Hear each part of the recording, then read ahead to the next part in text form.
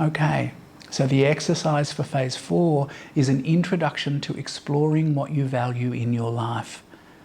You can access the download here on my website, and the tool will help you walk through a set of steps to help you determine your values.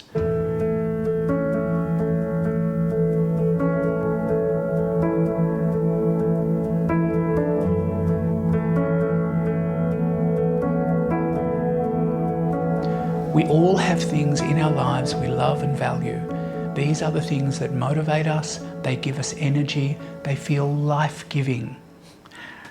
But we're not always aware of them, and the chances are that you haven't thought about what you value in your life for some time.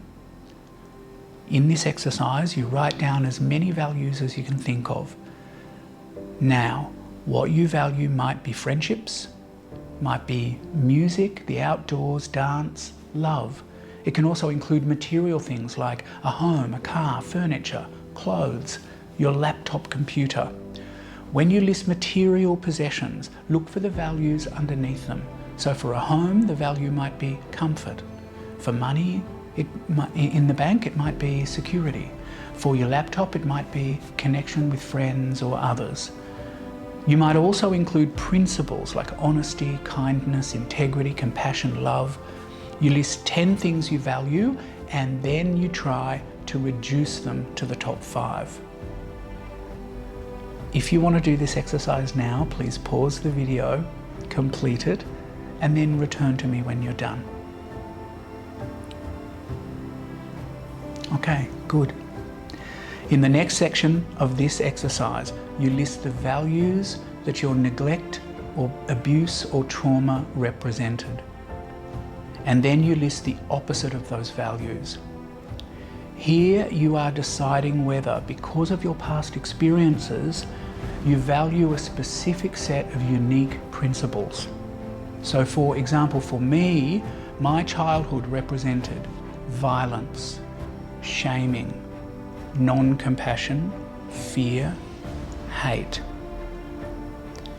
My opposite values are a commitment to non-violent living, a commitment to uplifting others, compassion for others, faith in myself and others, love for myself and others.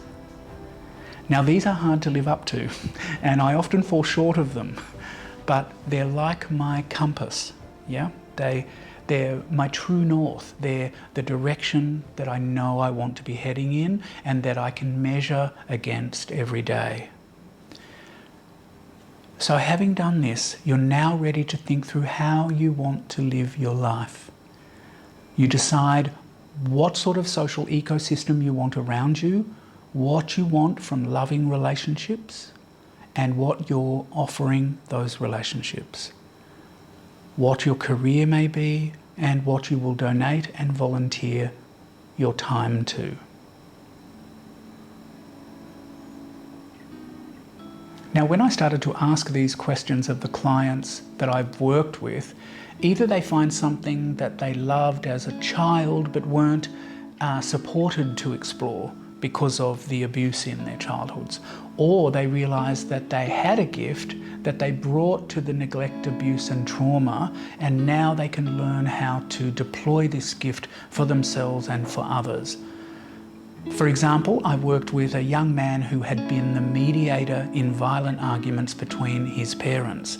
Now, for a long time, he feared that this tendency in him to be a mediator in his life was a negative coping strategy. But through the work he did, he realized that mediation was actually his gift. And now he works in conflict resolution for the United Nations and for other international organizations.